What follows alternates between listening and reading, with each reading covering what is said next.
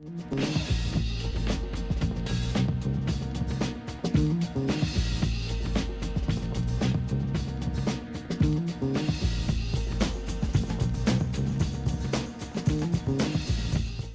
behalf of the College of Alameda, on behalf of the new Peralta Way, Chancellor, President, special guests, distinguished Board of Trustees, we welcome you.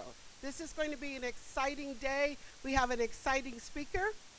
I'll follow up by some fabulous workshops to follow.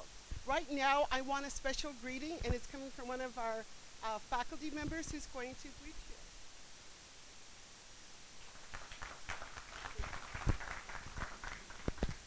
Pues, señores y señores, buenos días. Y en nombre del comité de Staff Development, les doy la bienvenida y les agradezco por su presencia y su atención. Y especialmente a nuestro invitado especial, Dr. Pedro Noguera, y a nuestro canciller, Dr. Chancellor Laguerre. Con esto, seulement je voudrais dire merci beaucoup et bonne journée.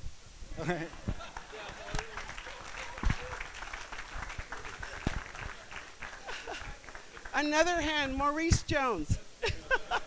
Thank you. I want to now bring up our fantastic president who's going to introduce our keynote speaker. Okay, welcome College of Alameda.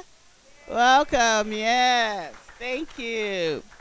You know, first of all, before we get started and I introduce our speaker, what I'd like to do is give a shout out to our campus community and all the folks that made today happen and yesterday happen. And so I don't want to forget anyone's name. So everyone in business and administrative services, Mary Beth, can you have your crew stand up? And or they're cleaning or doing everything. So, but I want to thank everyone in facilities, business services for expediting and making things happen and making sure that we had everything in a timely fashion and going above and beyond to make today and yesterday happen. So you guys want to give them a round of applause? And then for our folks in instruction who pitch hit it and helped out when we needed it to help business services and the president's office, you want to give Kevin, all those folks a round of applause as well. The folks in student services who were making sure everyone heard about the event, hustled, and kind of did that little extra something and polish that we give things to make it the College of Alameda way. Let's give them a round of applause.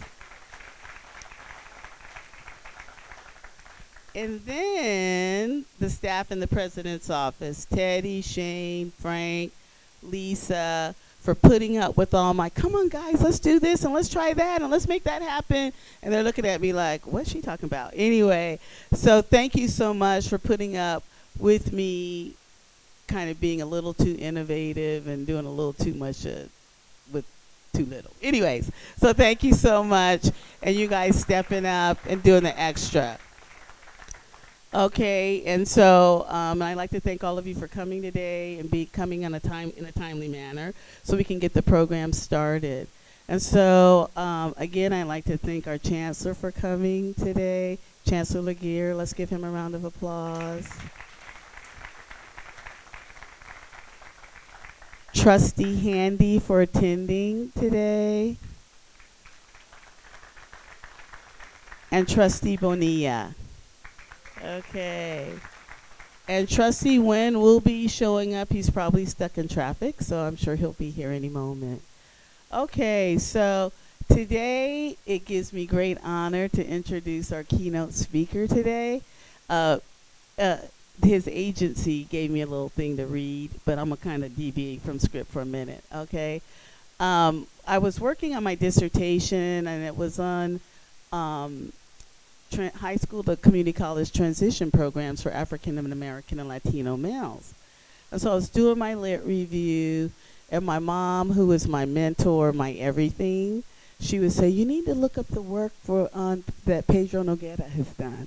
And I'm like, okay. So I started looking up the literature and everything. And I'm like, oh, okay, this is good. So anyway, so I used Trouble with Black Boys and a lot of your other work. And then my mom went to President Obama's inauguration, and I couldn't go because I was staying back with a family member. And she met one of Dr. Noguera's mentors at the, um, oh, this lunch, this breakfast. And she said, you know, he said he's really nice, and you should get in touch with him because he'll help you with your research. And so I'm like, oh, okay, but of course I didn't do it. So anyway, I was on my way to Texas to present the African American Latino Male Summit that I had developed at one of my previous institutions. And I was coming back to the NCORE conference in San Diego, and I was looking at the program, and who was the keynote speaker but Dr. Noguera. And I was like, oh, shoot, I should have emailed him or got in touch with him because he's going to be there. So I'm sitting in the airport, and I thought, just go for it. So I email him, and I said, you know, your research has surfaced in my lit review and in my research, and I was wondering if you'd be willing to speak with me after you do your keynote address. And I got an email right back that said, sure, I'd be more than happy to. And so, you know, I was dealing with my male issues. I'm like, he's just saying that. so, so anyway, so I'm like, okay, great. And he said, just come up after I speak. And I'm like, okay, cool. So I get to the conference, and he's standing up there, and everybody's around him, and I'm too intimidated to go up. So I get my courage, and I go up, and I'm like, I emailed you, and you said you'd be willing to speak with me. And he said, I get a lot of emails. I'm like, okay, well, I am the doctoral student from San Diego State. And so he said, okay, I'll speak to you after I'm finished speaking. And I'm like, oh, great. Then I'm like, he's just saying that because he knows he has this book signing, and he's going to have all these people, and he's not going to have time. So anyway, there was a long line, and so I was waiting. I said, just get a book and tell him you'll email him later. So I go up to the table, and I said, oh, here, you can sign my book. He said, okay, I'll be done in just a moment. I'll be more than happy to meet with you. And I'm like, really? Right? And so I sit there, and I wait, and then somebody's trying to get his attention, and he says, you know what, I have this young woman, which I was appreciating that. I have this young woman I'm going to meet with, but I'll be with you in a moment. And so he comes over, and he says, what do we got today? What would you like to talk about? So I started talking about my summit, my research, and he was giving me tips on who to contact and who to use in my research and everything. And so then I got really kind of bold, and I said, so, do you serve on dissertation committees? And he said, sure, probably too many, but I wouldn't mind being on yours. I'm like, really? I'm like, okay, I'll get a student loan. I'll fly you out to California. I'll get you over here. He said, we don't have to do all that. He said, but just send me something you've written. So then I was too paranoid to send my lit review. So I'm like, I rewritten it 5 times before I got it to you. So he read it, and he said, I'd be more than happy to serve. And so I thought, what a generous spirit. He's speaking all over the country. He's teaching. He's publishing. But he took time for somebody he didn't know to serve on my dissertation committee. And I'm in San Diego, he's at NYU, and he made it happen. And so when I look, and all that spirit of generosity and caring permeates throughout all of his literature. So if you have an opportunity to read his work, we'll have it posted on our website, and you can reference it. So with that being, he actually did serve on my dissertation committee. My dissertation committee chair couldn't believe it. She's like, Joy, really? I'm like, no, I'm not delusional. Look at the email he sent me, right? No, Karen, he is, right? So anyway, so he served on my committee, helped inform my research on what I did, and they've replicated the program in the county of San Diego now. And so so he gets to speak everywhere I go now. So this is probably my last stop, so I'll try to find something else for you to do anyway. But so at this time, I'd like to introduce Dr. Pedro A. Noguera.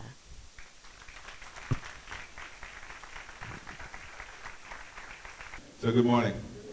A real pleasure to be here. First, let me thank my friend, your new president, Joy Blake. This is a person who impressed me from the very beginning by her energy, by her commitment, She was leading an effort to focus on building the pipeline for Black and Latino males into college. That's the work she was doing there at Mesa Community College. I followed her, and she's made me follow her along her career. When she went to Washington and served as an intern, when she went to Skyline, and now here at Alameda. So I just want to let you know here in Alameda you're in for a treat, because you've got a leader with real vision and dedication.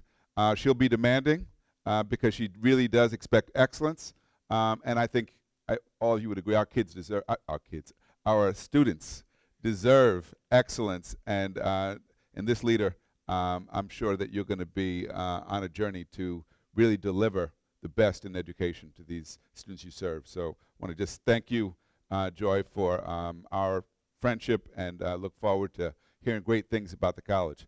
Also want to thank the Chancellor, Laguerre, for being here. A pleasure to meet you. I have, coming back to the Bay Area is almost home for me. Lots of friends in the audience, lots of old-time acquaintances, and former students who are now trustees. So I have deep roots here, and I've had connections to the college over the years. And I've seen the college go through hard times and good times, and so it's good to be here with you at the start of the year, a time when you get to reflect on the work you're doing and ask, are we really fulfilling the mission of this college? And I think that is the question we've got to ask ourselves, because it's so easy when you're in education to lapse into routines, right? To just more or less do what you've been doing, roll out those same old syllabus you've used before. And I think that education requires to do much more. If education's going to have the kind of impact we hope for, and right now we need education to have a huge impact on our society, on the world, because the world's full of so many problems. Right? We're dealing with growing inequality in this country, but also in the world, that is unparalleled. It is really not only producing extremes in wealth, but it's also producing a refugee crisis, as we're seeing taking place in the Middle East and Africa, and in the Americas. It's producing countries that are grappling with illness and disease. You know, the Ebola crisis was not simply a crisis related to this particular disease. It was a crisis caused by a lack of a public health care system. Right? Why did Ghana not have Ebola? It's right in the same neighborhood, but Sierra Leone and Liberia did. It was all because there was no infrastructure. There are more doctors from Sierra Leone in this country than in Sierra Leone. Right? So inequities produce that kind of brain drain. It produces systems that just don't work for people. It produces instability. And education's got to play a role in countering that inequity.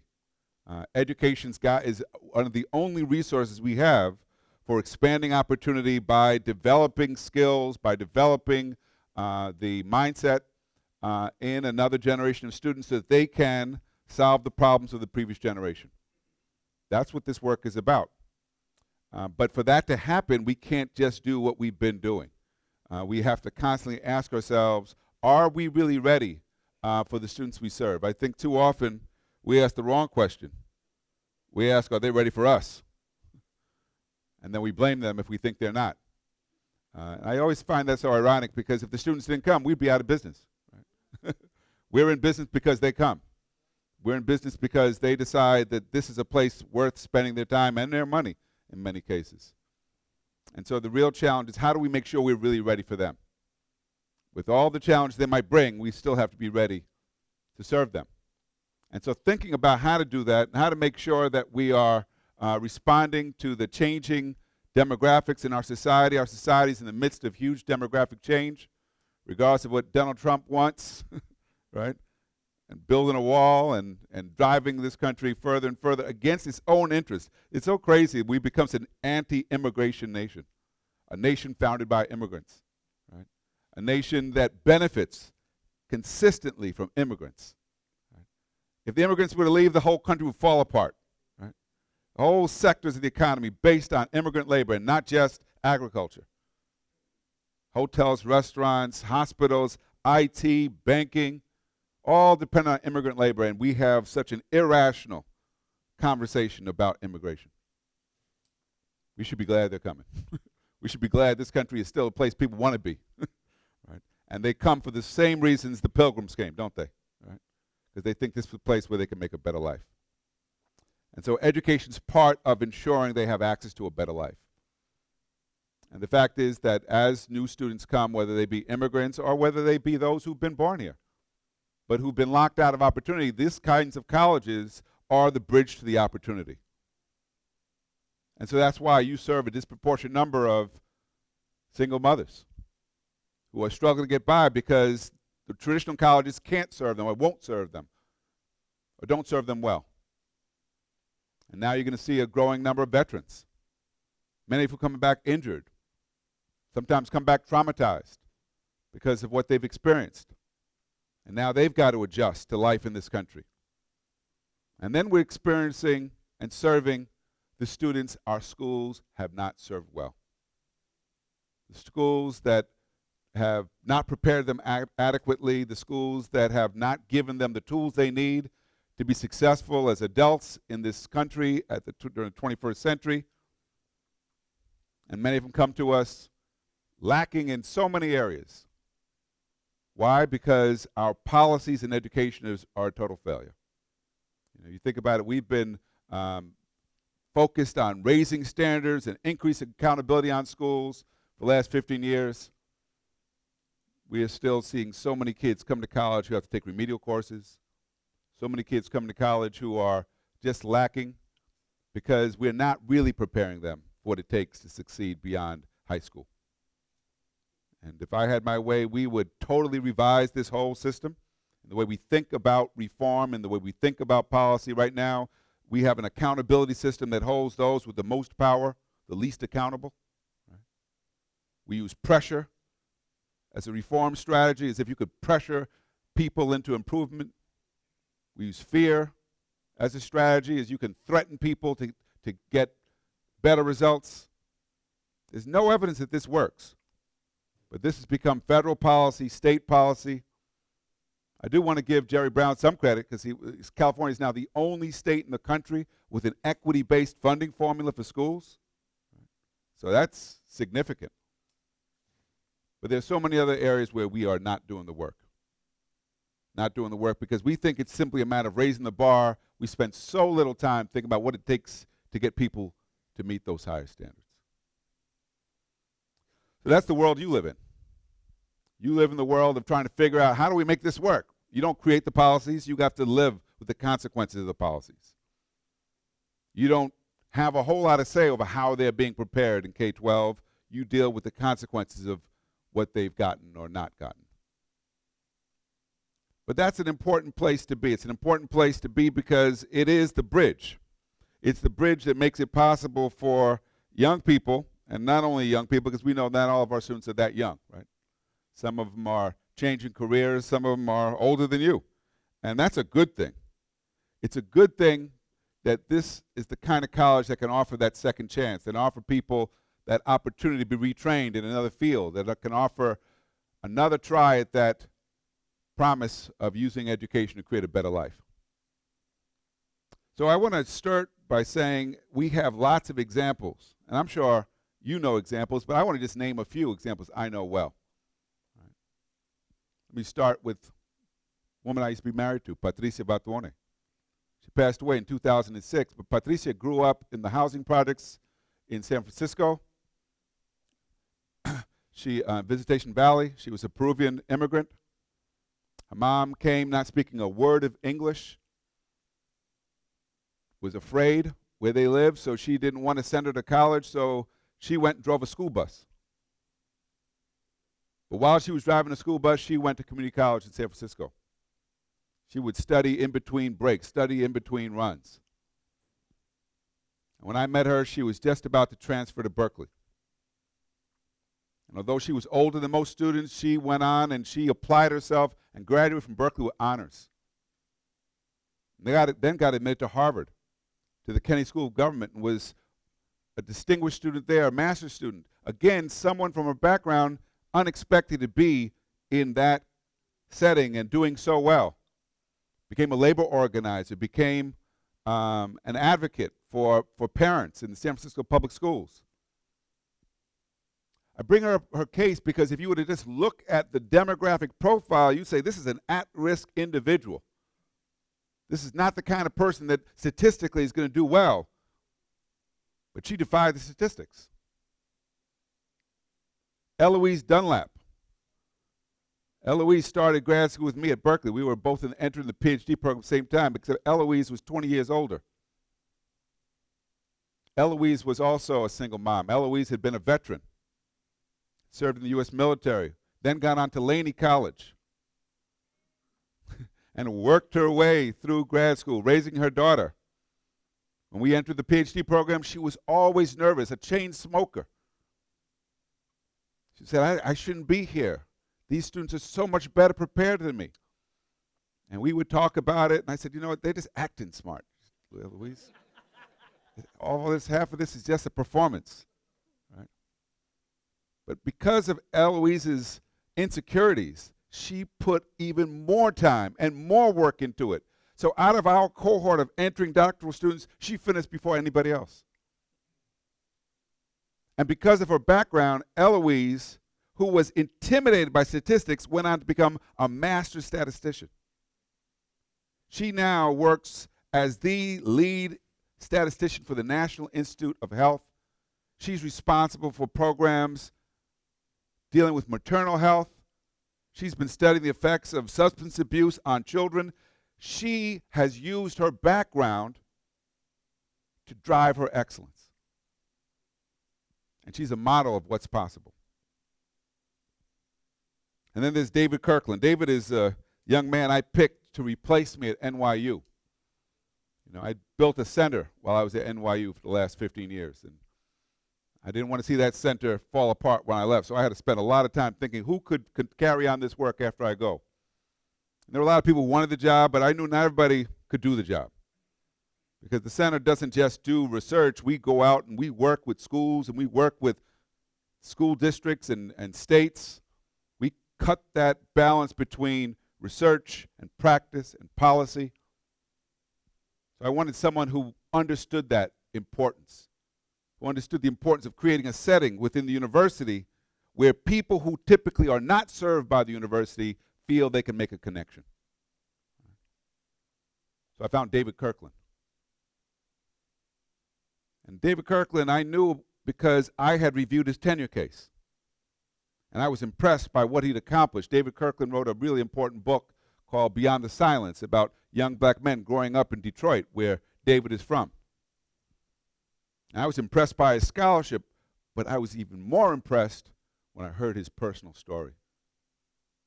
David was raised in a brothel.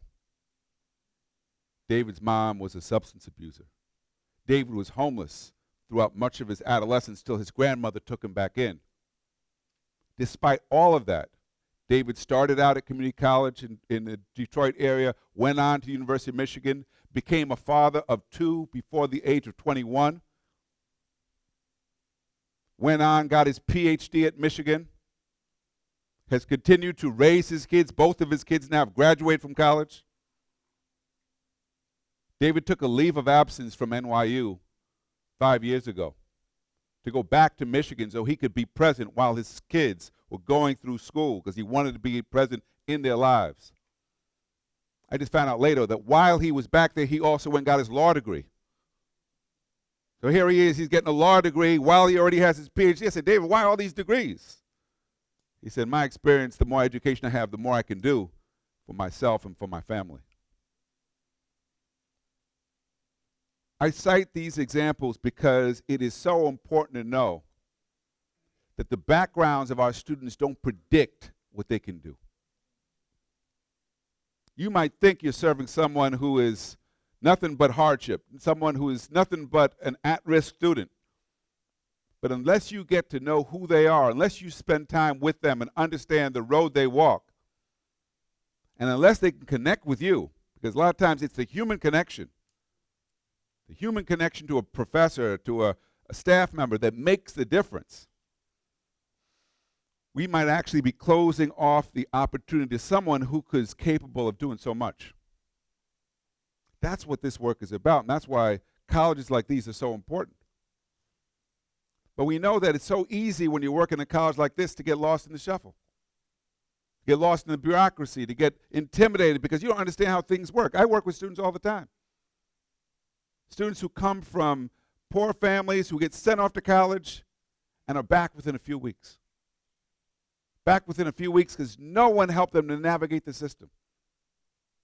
We had a student we sent off to a college up in upstate New York. He came back 2 months later. We said, why? What happened? He'd done so well in high school. He said he kept getting these emails saying, go to the bursar's office. Go to the bursar's office. He said, I didn't know what a bursar's office was. I didn't know why they were writing to me. Now, we might say, God, he clearly wasn't prepared for college. But guess what? For some students, the leap to college is not merely the distance they travel. That leap is a big psychological leap in experience that goes way outside of anything they know, anything they're familiar with. It's extremely intimidating. And it can be stressful. And so figuring out how to build that bridge so it's less stressful, less intimidating, is a critical part of helping more of them to be successful. It starts by helping them to figure out who they are. Because a lot of times they have been defining themselves the way others define them, that is by their deficits. So they come in beaten down. They come in thinking, I'm not really college material. They come in overwhelmed by the challenge of being a student on their own for the first time because they weren't a good student before. And sometimes they're coming just because people told them you need a college degree, but they don't really know why they need the degree, what they're going to do with the degree, because college is a mystery. And so a big part of the work is to demystify it for them, to help them explain how it works, how to navigate these bureaucracies. That's the simple part.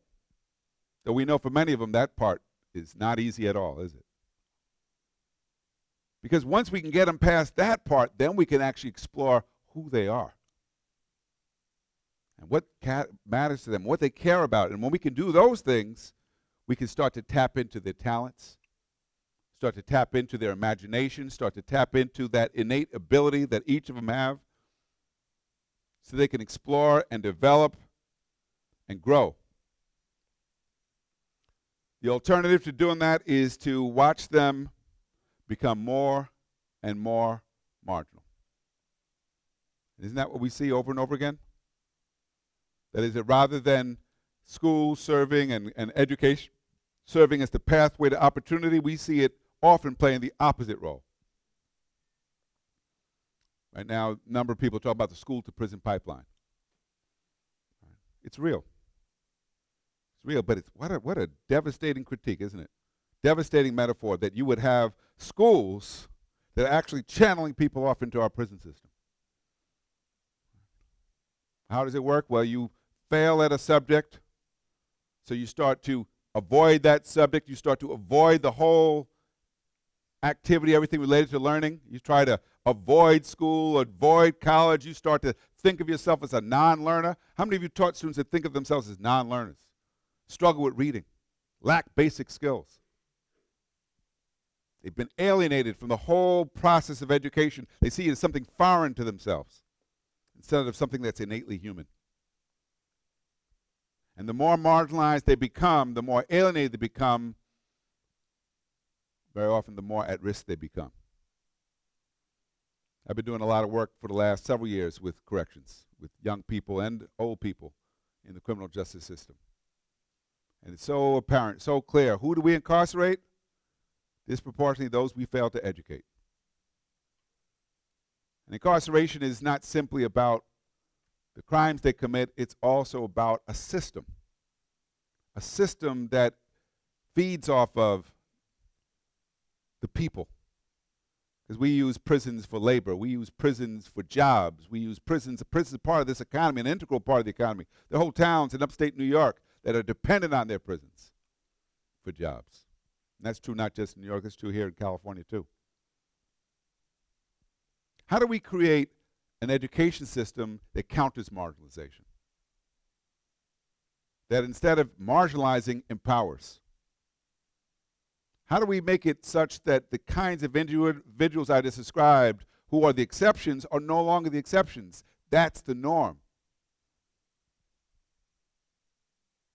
For that to happen, we have to be poised to do the work very differently than we do now. If you look at your data, I will bet we are losing lots and lots of people each and every year. And they don't announce when they're leaving. They don't say, you know what, I'm done. I'm tired of this place. I'm out. They just suddenly don't come anymore. They just stop appearing. They haven't completed anything. They're just no longer around. And that's not simply the fault of the institution, but the institution, after a while, gets accustomed to operating like that. And it's no longer a problem. And no one's upset about it. No one's disturbed by it. And therefore, we don't hold ourselves accountable for doing anything differently. So if we are to really be focused on cultivating talent in people and using education to challenge inequity, these big issues that we face, we've got to understand what we're up against.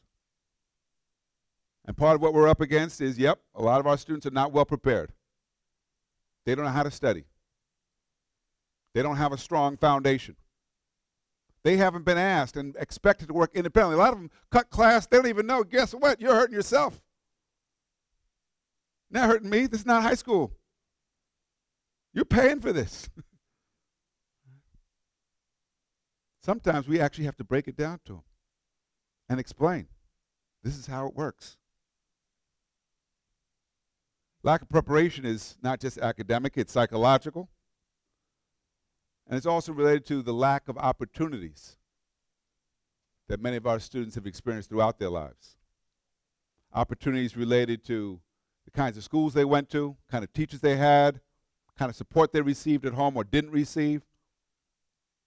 There's so much focus on the achievement gap, so little focus on the opportunity gaps. There are schools, the statistic, if you go to those schools, your likelihood of coming out college ready is so small. So small. Our students don't control those schools. And so if we're going to be ready for them, we have to be ready to deal with what they bring to us. And recognize that part of working with them is helping them to understand what it takes to be successful at this level. Now, I know wherever Joy goes, she's going to create systems to support students because she gets it. That we can't just expect them to do it because many of them are set up to fail. Failure is a close friend, isn't it? Somebody they know real well. So changing the mindset so that failure is not something they just embrace, but rather something that they avoid is going to take real work. And a lot of that work is going to be about relationships. Here's what we know. If our students can connect with someone, at least one person while they're at this college, it can change their lives. It could be a professor, could be a teacher, could be an advisor, could be a staff member, but they need a human connection. They need someone they can go to when they've got a question. They need someone they can go to when they are feeling stuck. Now, that might not be your job description, but we've got to go beyond the job description to do the work. Otherwise, we're going to find that lots and lots of our students will continue not to perform and continue not to thrive in school. We have a lot of students who suffer what I call a gap between their actual ability and their performance. They're capable. They're smart. They have talent, they have ability, but they're not showing it. They're not showing it either because they don't have the foundation that allows them to demonstrate what they've learned, or simply because they don't have the motivation. They haven't been conditioned to push themselves, to apply themselves. Closing that gap, helping them to aspire to greatness in themselves is a critical part of changing outcomes for our students. But they're only going to do that if we understand what motivation is based on. And I would say that right now, we're very confused about it. Because we live in a society that thinks motivation is all about external rewards. How much money you make. What kind of car you drive. Kind of home you live in. All important stuff. But how many of you know people make a lot of money and are still depressed? Have nice cars and have no family because nobody loves them. A life that's based only on the pursuit of material things but has no grounding in a spiritual or emotional or psychological well-being is an empty life. It's interesting because a couple years ago there was an experiment done by an economist at Harvard, Roland Fryer. Roland Fryer had the idea that if you want to get kids to do better in school, you should pay them. And Broad Foundation gave a bunch of money, said, let's try it out. Let's see what happens if we pay kids to read. Let's pay them to go to class. Let's pay them for higher test scores. And they did it in Chicago. They did it in New York, D.C., Dallas. After 3 years of paying kids for better performance, came to the conclusion it wasn't working. Had no impact. I had a debate with Roland Fryer about this very idea. At the time when we debated, I said, listen, first of all, how many kids will you pay? How long will you pay them? This is not a sustainable strategy. I said, second of all, it's based on a false assumption. It's based on the assumption the only reason why these kids aren't working hard is because they're lazy, not on the actual experience of learning. And the reason why I know that is because I can name schools right now, I can name colleges right now where kids are doing well, where they're applying themselves, students, and no one's paying them. Why don't we find out what they're doing differently? Well, it's interesting because when the results of that experiment were announced, front page article in the New York Times, the same day it was announced that Jaime Escalante had died. Jaime Escalante, for those of you who don't remember, was this Bolivian engineer who thought that he could teach advanced placement calculus at Garfield High School in Los Angeles. And the first people to oppose him were his colleagues who said, not these students. These students aren't capable of that. These are the children of janitors and factory workers. They don't do AP calculus. He said, just watch me. And over the next few years, he's teaching AP calculus, and his kids are passing the test in droves. So, of course, they thought they had to cheat. So they sent the investigators in to require the students to be retested. And lo and behold, they passed again. And again, and again, and again. And then they sent in the researchers. They said, okay, then what's this Escalante doing? How does he get these kids to pass this test? These kids who come from such impoverished, disadvantaged backgrounds. And they all came away saying the same thing. We don't see anything special. It's just math. And that's because they didn't understand what Escalante called ganas. Ganas don't show up on the test, do they? Right. Ganas is teaching the desire to learn. It's fueling that intrinsic desire to learn. How did he do that? Well, he used to take them to where you use calculus. He said, this is where you use calculus. He would take them to aeronautical labs and show them, look, this is what people do. These are the kinds of jobs you have when you can do calculus. And then he reminded them who they were. He said, you are the descendants of people who built pyramids. Calculus is part of your heritage. One of his students went to his funeral, and there were students from all over the country who had been served by him and who now were professionals, engineers, doctors, lawyers. This one was a superintendent of Inglewood, Los Angeles, Inglewood Schools. She said, everything you heard about Escalante was true. She said, he used to come to my soccer games. I said, he came to your soccer games? For what? She said, he didn't come to cheer me on. He would come to tell me I couldn't play soccer. I should go back to math.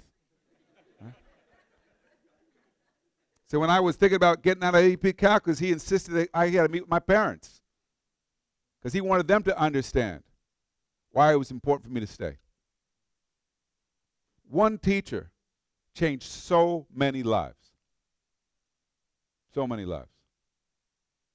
I can go on and with other examples of that.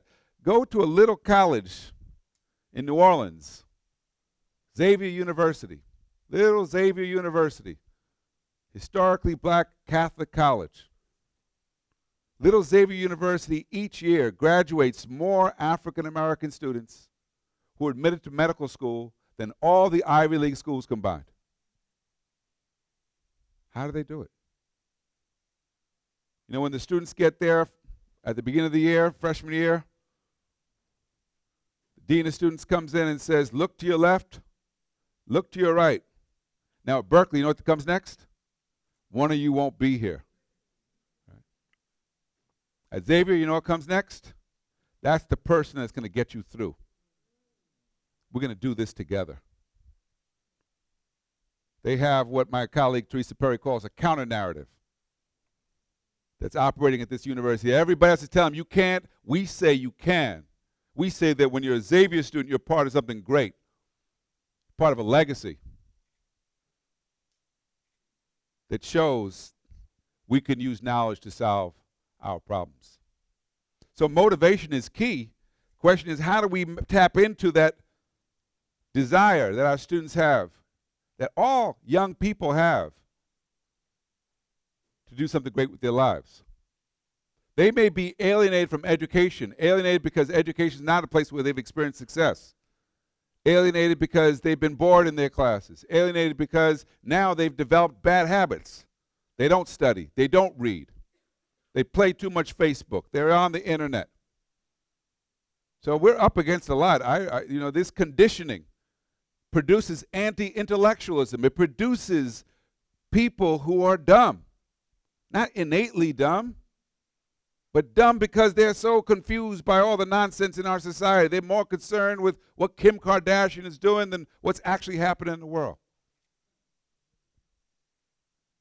We've got to help them to recenter themselves, reset themselves by tapping back into what they most care about.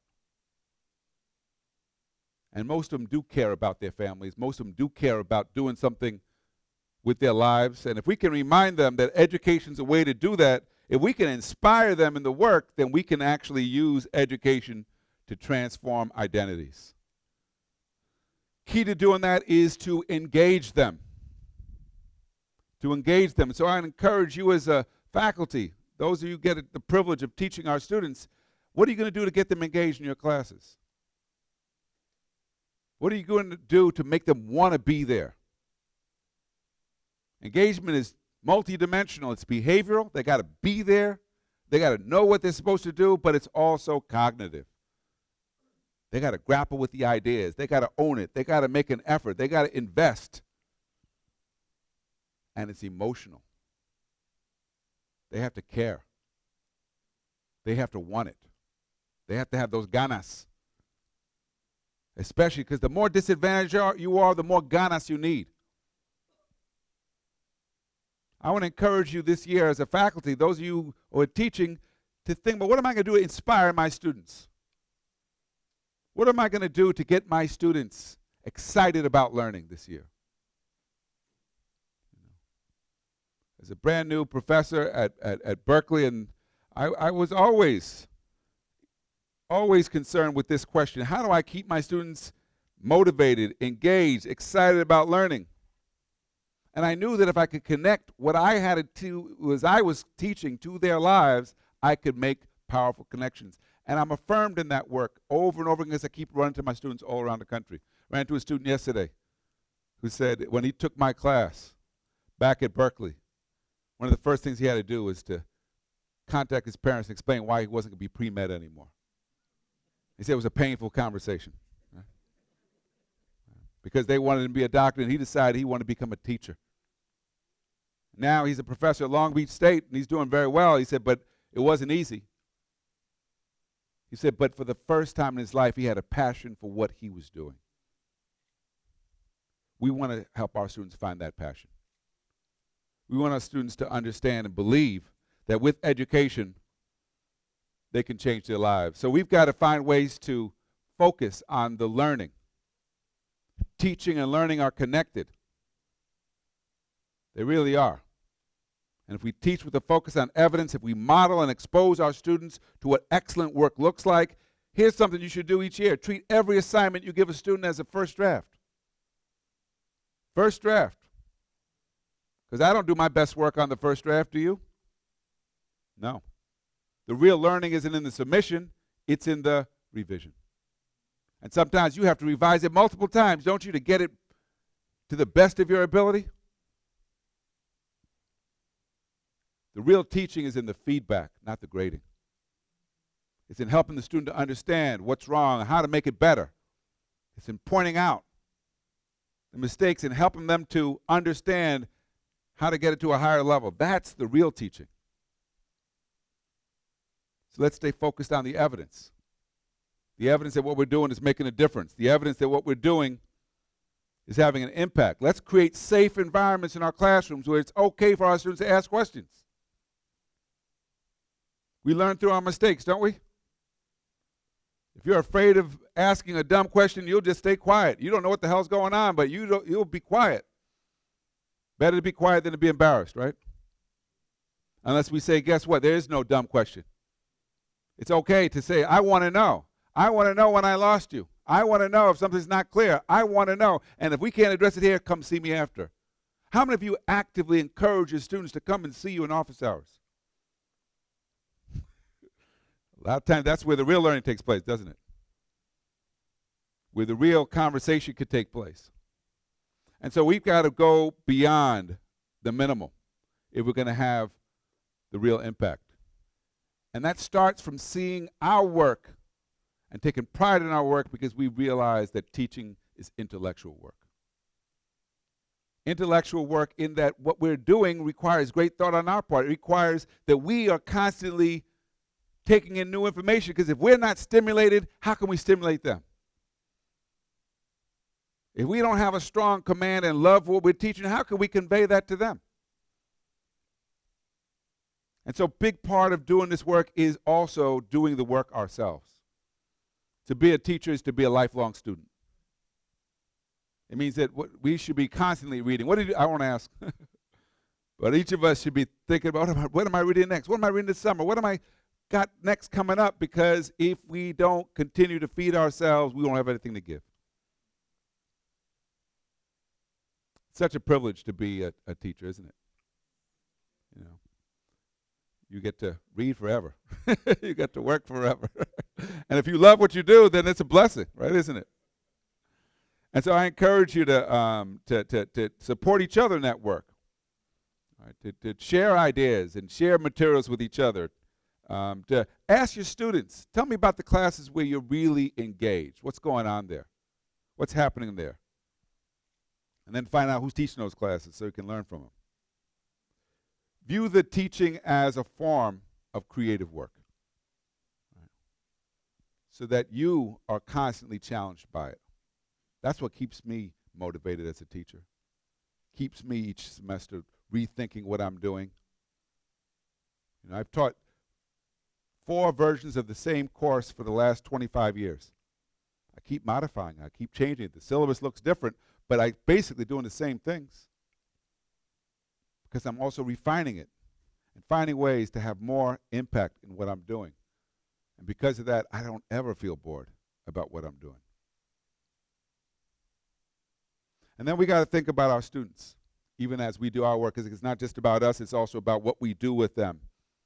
And we know that part of what they're going to need, part of what it takes to use education to be successful, is helping our students to have access to broader networks. That's why they need to connect with you. You're the starting point, but you can't be the end point.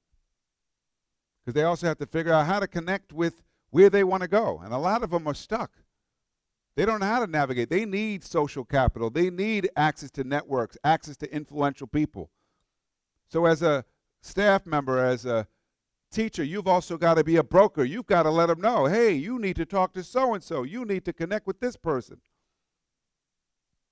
Because part of being marginal in this country is not having access to those people and those networks and those opportunities. And education's got to do that for them too. Education's also got to sometimes do the hard work of imparting cultural capital, of letting our students know, you know what? You're going to need to learn standard English because people are going to judge you. And it's not fair that people will judge you, but guess what?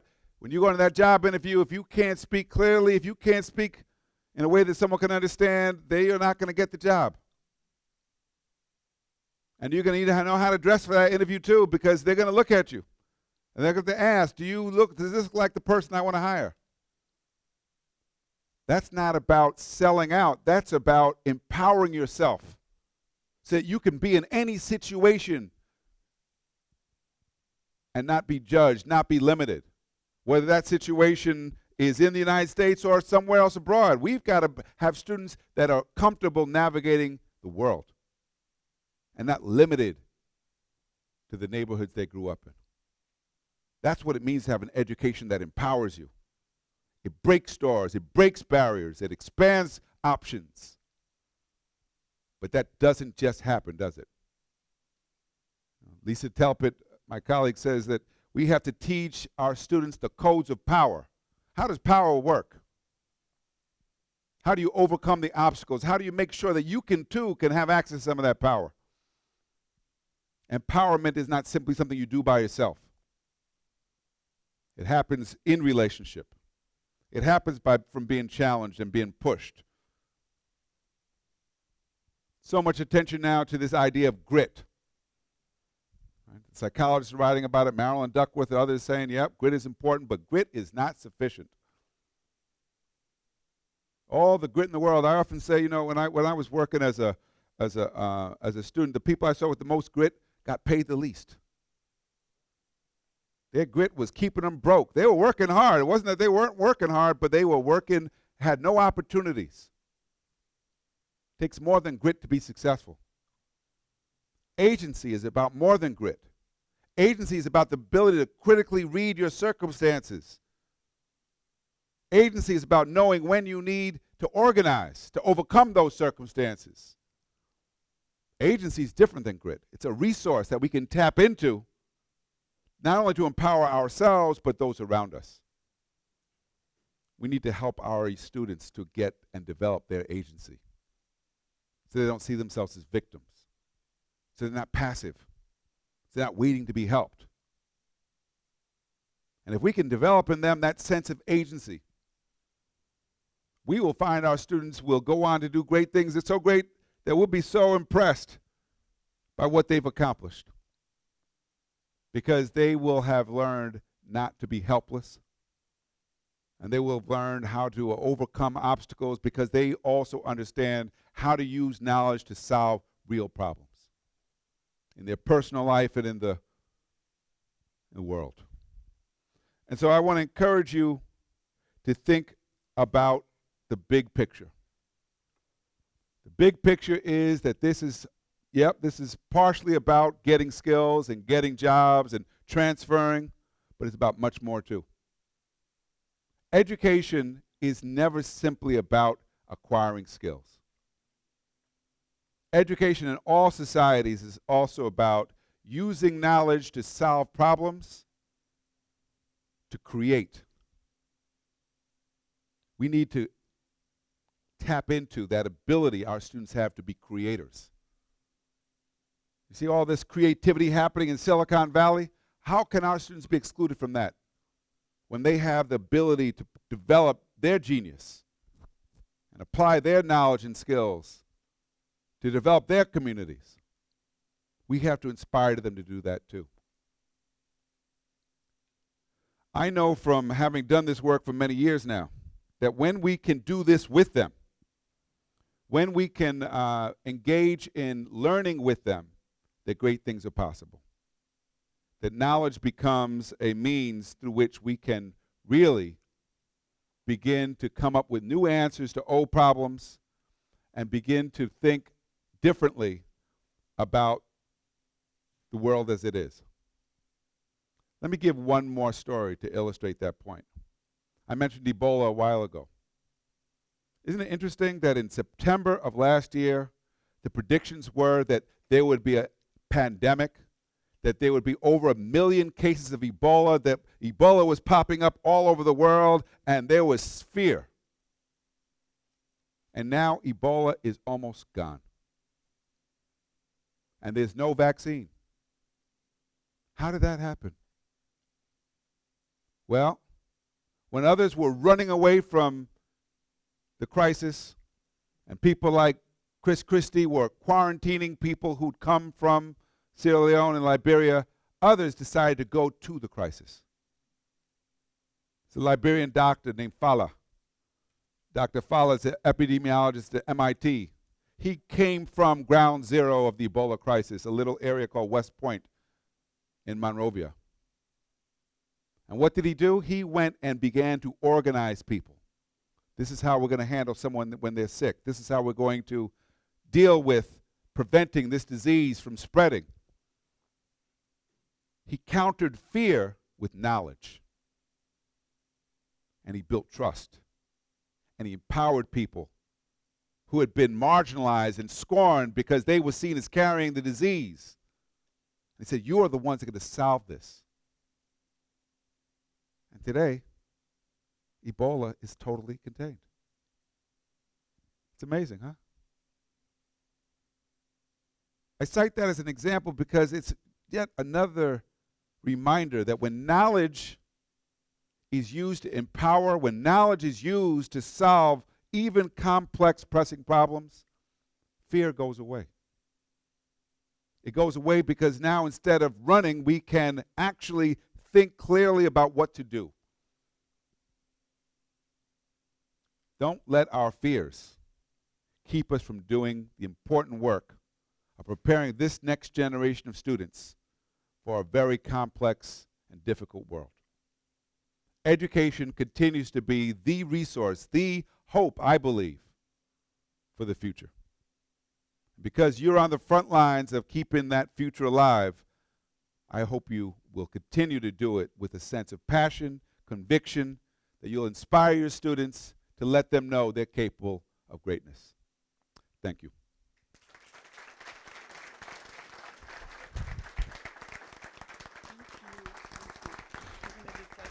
Sure. Thank you.